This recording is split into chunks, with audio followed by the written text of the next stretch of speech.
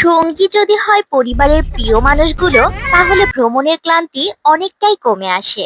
তার উপরে জায়গাটা একই সাথে ঐতিহাসিক আর সাহিত্য স্মৃতি বিজড়িত হয়। আমরা সবাই খুব এক্সাইটেড ছিলাম। একেবারে শাড়ি পরে সেজেগুজে গিয়েছি। ঘুরে এলাম বিশ্বকবি রবীন্দ্রনাথ ঠাকুর এবং বিশ্বকবির সহধর্মিণী মৃণালিনী দেবীর স্মৃতি বিজড়িত খুলনার ফুলতলা উপজেলার দক্ষিণদিঘি রবীন্দ্র কমপ্লেক্সে। কবিগুরুর শ্বশুরবাড়ি বলে কথা। পুরো এলাকাটাতে পা রাখতেই যেন এক অদ্ভুত ঐতিহাসিক এবং স্নিগ্ধ অনুভূতি ছুঁয়ে গেল। রবীন্দ্রনাথ ঠাকুরের মাতামহ ও শ্বশুরবাড়ির এই প্রাচীন ভবনটি বেশ সুন্দর করে সংরক্ষণ করা হয়েছে। প্রাঙ্গণের আম গাছ আর চারপাশের শান্ত পরিবেশ এক মুহূর্তের জন্য যেন শতবর্ষ পেছনের সেই দিনগুলোতে ফিরিয়ে নিয়ে যায়। মৃণালিনী দেবীর স্মৃতি বিজড়িত এই স্থানে কবির আগমন এবং তৎকালীন সময়ের নানান ইতিহাস ও স্মারকগুলো কাছ থেকে দেখার অভিজ্ঞতা সত্যি অসাধারণ। সাহিত্য আর ইতিহাসের এমন মেলবন্ধন সত্যি মন ছুঁয়ে যায়। যারা এখনো যাননি, সময় সুযোগ করে খুলনার এই ঐতিহ্যবাহী স্থানটি ঘুরে আসতে পারেন। রবি ঠাকুরের জীবনের এক অন্যরকম অধ্যায়ের খোঁজ পাবেন এখানে।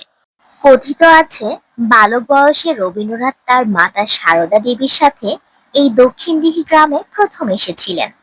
পরবর্তী সময়ে 1888 সালের 9ই অগ্রহায়ণ এই গ্রামেরই মেয়ে ভবতারিণী দেবীর সাথে কবিগুরুর শুভ পরিণয় সম্পন্ন হয়। বিয়ের পরও কবিগুরু বেশ কয়েকবার এই শ্বশুরবাড়িতে আগমন করেছিলেন, যা এই প্রাঙ্গণটিকে আরো মহিমান্বিত করে তুলেছে। দোতলা ভবনটির বিভিন্ন কক্ষে কবিগুরুর জীবন কাহিনী, বিরল আলোকচিত্র, চিত্রকর্ম এবং তার স্মৃতি বিজড়িত নানান নথি সুন্দরভাবে প্রদর্শন করা হয়েছে।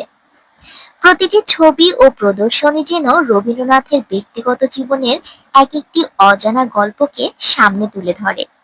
বিশেষ করে বিশাল এই উদ্যানের স্নিগ্ধ বাতাস আর গাছপালার ছায়া যেন এক অদ্ভুত সাহিত্যিক আমেজ তৈরি করে। প্রাঙ্গণের এক কোণে বসে কবিগুরুর সৃষ্টিসমূহ মনে করার অনুভূতি সত্যি ভাষায় প্রকাশ করার মতো নয়। ইতিহাস আর সাহিত্যের সুবাতাস এক ফ্রেমে বন্দি করার জন্য এটি একটি আদর্শ স্থান। যারা বাংলা সাহিত্যকে ভালোবাসেন এবং রবীন্দ্রনাথের বিভিন্ন ব্যক্তিগত অধ্যায়গুলোকে কাছ থেকে অনুভব করতে চান, তাদের জন্য খুলনা শহরের অদূরে অবস্থিত এই রূপসী দক্ষিণদিঘি এক অনন্য গন্তব্য। যাই হোক, এতক্ষণ অনেক ফর্মাল আর তথ্যবহুল কথা বলে ফেলেছি, যেটা অনেকের কাছে বোরিং লাগতে পারে। চলুন এখন আমরা একটু ক্যাজুয়াল আলাপ করি।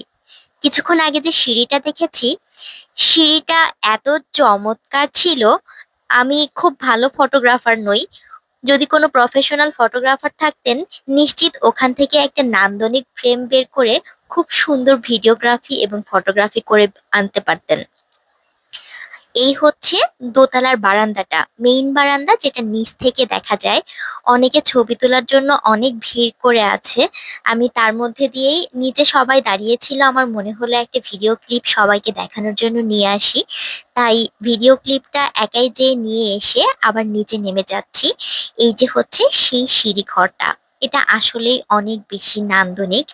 শাড়ি পরে, অনেকদিন পরে শাড়ি পরেছি, সবকিছু ম্যানেজ করতে একটু কষ্ট হয়ে যাচ্ছিল, কিন্তু সবকিছু ঘুরে দেখতে খুব ভালো লাগছিল। এবং আমি আগেই বলেছি, জায়গাটা খুব সুন্দরভাবে গুছানো এবং সুন্দরভাবে সংরক্ষণ করা হয়েছে। এখানে গেলে যে কারোরই ভালো লাগবে। আর আমরা যেই সময়টা গিয়েছিলাম বিকালে, আসলে আমরা যেতে একটু দেরি করে ফেলেছিলাম, কারণ আমরা যখন গিয়ে পৌঁছেছি তখন 5টা 17 বেজে গিয়েছে অলরেডি। আর ওই জায়গাটা বন্ধ হয় 6টার সময়। মানে আমাদের হাতে খুব অল্প সময় ছিল। ব্যাপারটা অনেকটা এমন হয়ে গিয়েছে যে আমরা গেলাম, ছবি তুললাম আর চলে আসলাম।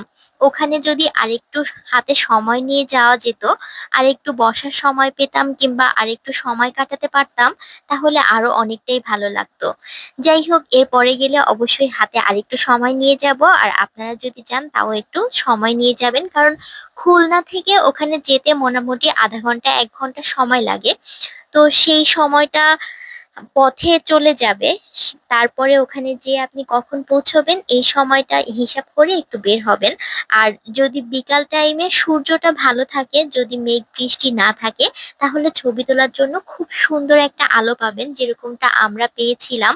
কিন্তু ওই যে বললাম, অনেক লেট করে যাওয়াতে না ঠিক মতো ছবি তুলতে পারছিলাম, না ঠিক মতো ঘুরে দেখতে পারছিলাম।